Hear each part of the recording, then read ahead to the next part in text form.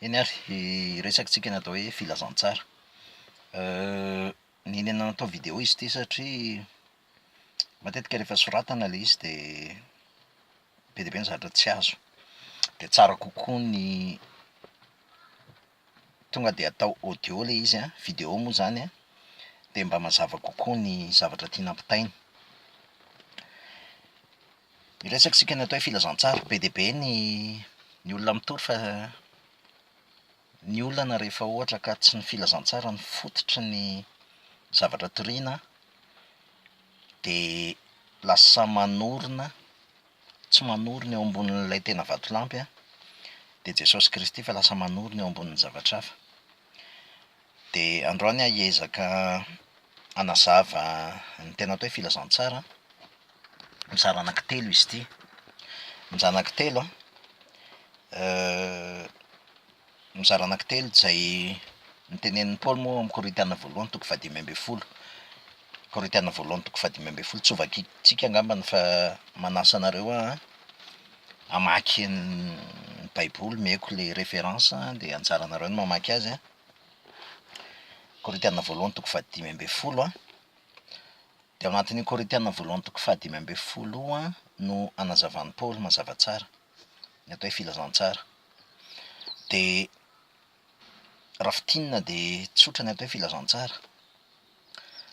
Voalohany aloha ny filazantsara misy antony izy matoa atao hoe filazana tsara, zany hoe bonne nouvelle hozy izy amin'ny teny frantsay, de misy dikany izy matoa antsoina hoe bonne nouvelle.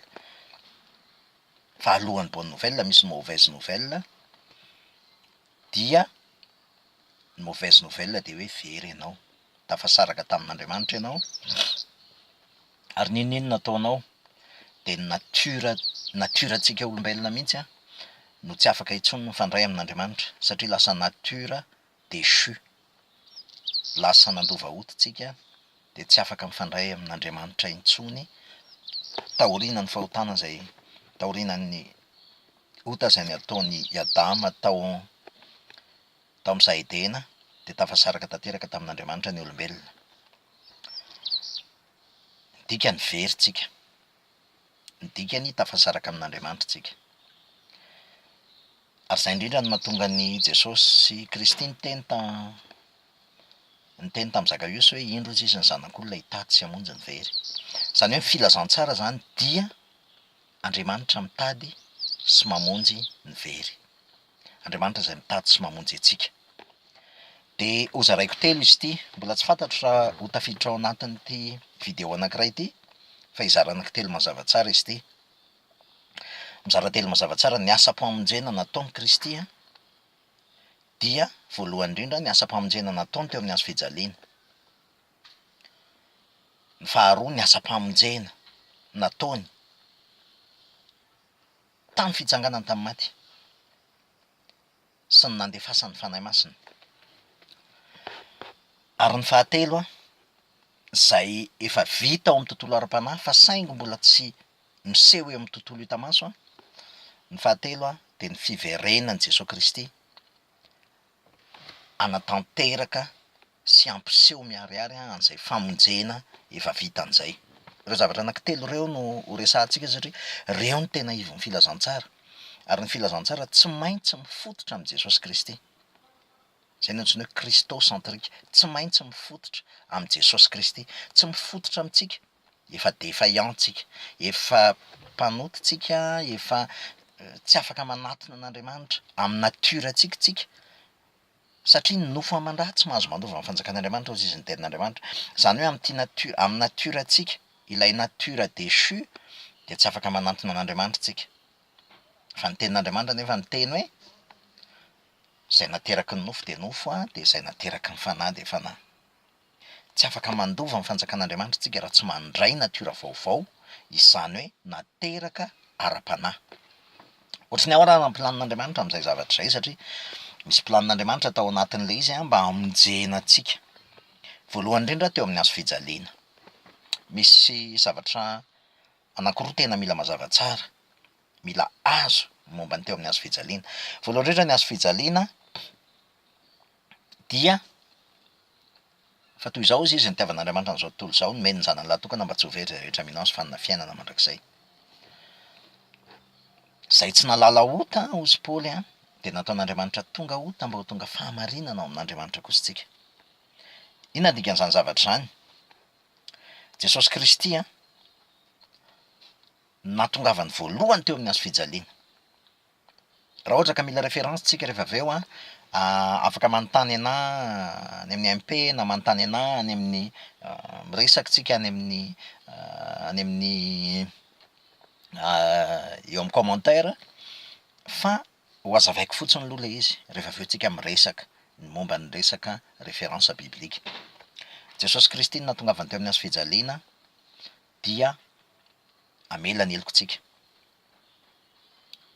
anadio ny fahotantsika, ary ihany koa ampihavana antsika amin'Andriamanitra mba ho vita fihavanana amin'Andriamanitra tsika.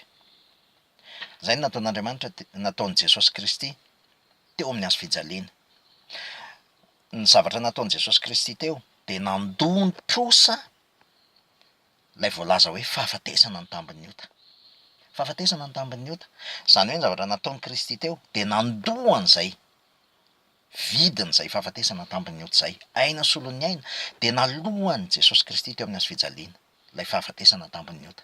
Ary rehefa nalohany Jesosy Kristy teo amin'ny hazo fijaliana ny fahafatesana tambin'ny ota dia voavela ny helokontsika, satria ny antony tsotra tsy misy famelan-keloka raha tsy misy raha latsaka. Nentin' Jesosy teo amin'ny hazo fijaliana avokoa ny fahotantsika sy ny helokontsika rehetrarehetra taloha, ankehitriny ary no avy. Ataoko mazava tsara zay, taloha, ankehitriny ary no avy, voavela ny heloko ao. Mino ianao, raisinao zay de voavela ny heloko ao. Tsy mino an'izay ianao de tsy misy lalana hafa ahazonao famelan-keloka afa-tsy Jesosy Kristy maty ho anao teo amin'ny hazo fijaliana. Zay ihany nanolotra ny ainy plutôt, nanolotra ny ainy teo amin'ny hazo fijaliana mba ho famelana ny heloko ao. Zay ny zavatra lehibe tena ngeza be voalohany. Fa anisan'ny zavatra ngeza be faharoa zay mila azo andrandray ohatra adinin'ny kristianina na tsy fantany mihitsy dia ny tenin'ny Paoly any amin'ny Galatianina toko 5:5-7 raha tsy diso toko 5:5-7 azonareo verifiena le izy. Ozy izy Paoly hoe fa zay an'i Kristy Jesosy de nanombo ny nofony sy ny filany teo amin'ny hazo fijaliana. Nanombo ny nofony sy ny filany teo amin'ny hazo fijaliana. Inona ny dikan'izany? Teo amin'ny hazo fijaliana no niara-nomboana tao amin'ny tontolo ara-panahy isika zay mino ny asa-pamonjen'i Kristy. Zavatra efa vita fa tsy zavatra mbola ho atao. Be de be ny mpitory, be de be ny mpampianatra zay mampianatra ny olona manaova an'izao, manaova an'ry, manaova an'ry, tsy afaka manombo ny nofontsika tsika. Satria tsotra ny antony, tsy zay zavatra ataontsika eo amin'ity nofo ity ny problème an'Andriamanitra, fa ny problème an'Andriamanitra ilay natiora pécheresse tsika, ilay natiora mahampanota antsika mihitsy. Natiora mahampanota antsika tsy ny zavatra ataontsika fa le fotsika tafasaraka tamin'Andriamanitra mihitsy. Iny no nomboana lay ego antsika, no nomboany Jesosy Kristy teo amin'ny hazo fijaliana. De situna kely ny saintsika hoe mizatra kely vitsivitsy, ohatrany somary manitatra kely fa tiako hazava kely amintsika. Ny dikany hoe Satana dia adversaire, lay mpanohitra, lay mpanohatra. Raha ny tena marina, Satana dia io ego antsika zay manohatra an'Andriamanitra io. Samy hafa Lucifer sy Satana. Satana raha ny tena marina de ilay natiora humaine, natiora pécheresse zay manohatra ny souveraineté an'Andriamanitra. Ilaza zavatra anankiroa ozy Jesosy tamin'ny Petera, ozy Jesosy tamin'ny Petera, rehefa niteny Petera hoe, rehefa niteny Jesosy hoe zao ozy izy tsy maintsy omboana eo amin'ny azo fijaliana ozy izy de hitsangana amin'ny maty rehefa afaka andro fahatelo ozy izy indro ny zanak'olona ozy izy a fa ho atolotra eo an-tanan'ny olona de ozy izy petera aviavy be tsy ho tonga aminao zany ozy izy tsy ho tonga aminao zany ozy izy petera de ozy izy jesosy makanesa ato ivoako anao satana ozy izy fa tsy misaina ny an'andriamanitra ianao fa misaina ny an'ny olombelona de raha mandinika tsara ny soratra masiny tsika de laza ve tsika fa i petera zany losifera mivadika demoniaka ve petera lasa devoly ve petera lasa an'io non tsy izay le izy fa ilay toe-po zay manohitra ny planin'andriamanitra ilay toe-po zay manohitra ny souveraineté sy ny fambonin'andriamanitra eo amin'ny zavatra rehetra zay le hoe adversaire tamin'io fotoana io dia lasa ny egoan'ny petera no ny teny zay zavatra hita amin'ny fa maso azy no ny teneniny fa tsy ny planin'andriamanitra tsy ny zavatra efa voamboatra an'andriamanitra de zay no natonga an jesosy ny teny hoe makanesa ho ivoako ianao satana tahaka izany ihany koa jesosy kristy a rehefa nyresaka tamin'ny zanak'israely a rehefa nyresaka tamin'ny zanak'israely a de zao ny zavatra nitranga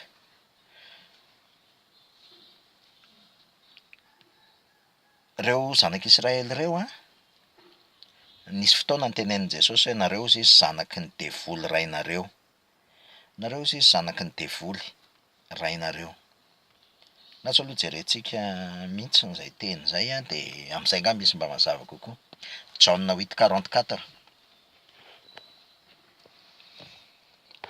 ianareo izy izy avy tamin'ny devoly rainareo ka izay sitraky ny rainareo ny tianareo atao izy de mpamono olona hatramin'ny taloha ary tsy mitoetra tamin'ny marina satria tsy misy marina aminy raha mandainga izy de ny azy ny lazainy satria mpandainga izy ozy izy a sady rain'ny lainga eo amin'ny andin'ny fahatelo amby efapolo jesosy miteny hoe nahoana ozy izy ny tsy azonareo ny teniko satria tsy mahay miaino ny teniko nareo raha andriamanitra ny rainareo izy izy de tia ho tia ianareo satria avy tamin'andriamanitra no ny voahako sy nankanesako aty fa izaho ozy izy tsy tonga ho aho fa izy ny naniraka nahoana ny tsy azonareo ny teniko satria tsy mahay miaino ny teniko nareo ianareo avy tamin'ny devoly rainareo ka izay sitraky ny rainareo ny tianareo atao izy de mpamono olona hatramin'ny taloha ary tsy nitoetra tamin'ny marina satria tsy misy marina aminy raha mandainga izy de ny azy ny lazainy satria mpandainga izy ozy izy sady rainy lainga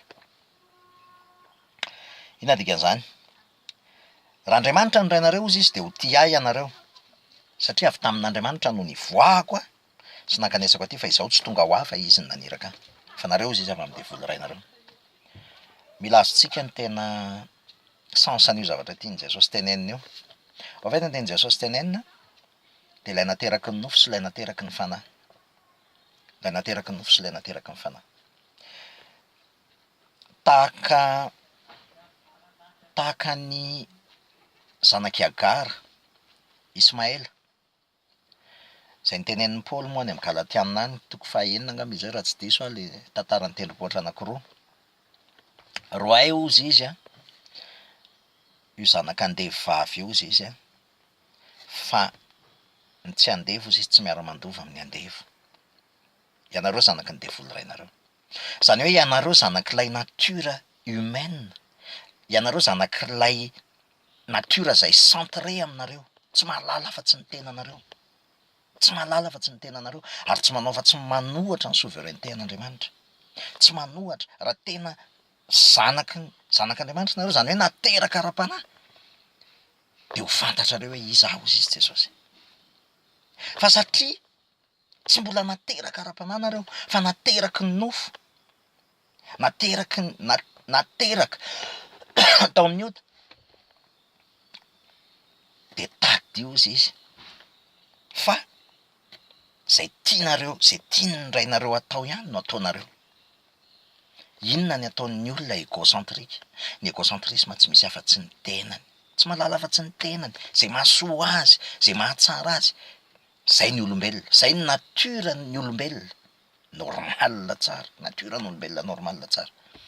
Fa rehefa nandray ny asa-pamonjena nataon' Jesosy ny olona, rehefa nateraka ara-panahy ny olona de miova izy, lasa nateraky ny fanahy. Inona dikan'izany? Ny zavatra mila azontsika teo amin'ny hazo fijaliana dia niara-nomboana tamin'i Jesosy Kristy teo lay olona taloha, ny ego antsika. Zay an' Kristy Jesosy zay nanombo ny nofony sy ny filany teo amin'ny hazo fijaliana. Nisy fotoana Jesosy niteny zay manaraka azy izy tsy maintsy mitondra ny hazo fijaliana ary mandany tenany. Tena tsy diso zany, tsy diso zany. Fa mila azontsika ary mila mazava tsara amintsika hoe rehefa mbola tsy nomboana niaraka tamin'i Jesosy teo amin'ny hazo fijaliantsika de mbola tsy maty tsika. Ary eo ny olona lasa le mitondra hazo fijaliana, lasa mampijaly tena ny olona. Zay no eritreretiny, lasa mampijaly tena izy, lasa manao an'ity karazana fombafomba rehetrarehetra ty, fombafomba-pivavahana rehetrarehetra ty, mitandrina ny itsy, mitandrina ny ry, manao an'izao sy zao. Tsy ratsy reny. Fa ny tenin'Andriamanitra mazava, zay an' Kristy Jesosy de efa nanombo ny nofony sy ny filany teo amin'ny hazo fijaliana. Hoy izy Paoly any amin'ny Kolosianina any hoe fa efa maty ianareo a, ny fiainanareo miara-miafina ao amin'i Kristy. Inona dikan'izao zavatra zany? Mila mino tsika voalohany indrindra fa voavelany helokontsika teo amin'ny hazo fijaliana.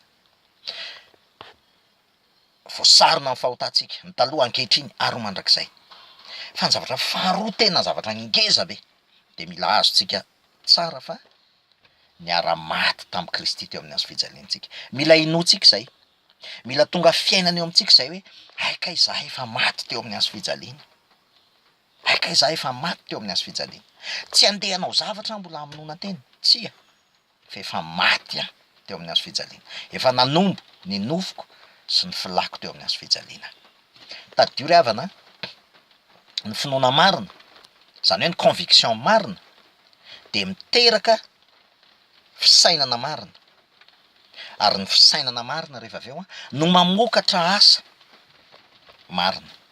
Raha mbola tsy mino ianao fa efa maty teo amin'ny hazo fijaliana de mazava ho azy fa ilainao taloha mbola hanao zavatra. Mety hanao zavatra tsara, mety hanao zavatra ratsy matetika. Mety hanao zavatra tsara eo mason'ny olona, fa matetika tsy maintsy hanao zavatra ratsy. Rehefa tsy mino ianao fa ianao ne efa maty de tsy ho tonga amin'ny renouvellement ny intelligence mihitsy ianao, fa lasa ianao niezaka hanao zavatra ankasitran'Andriamanitra.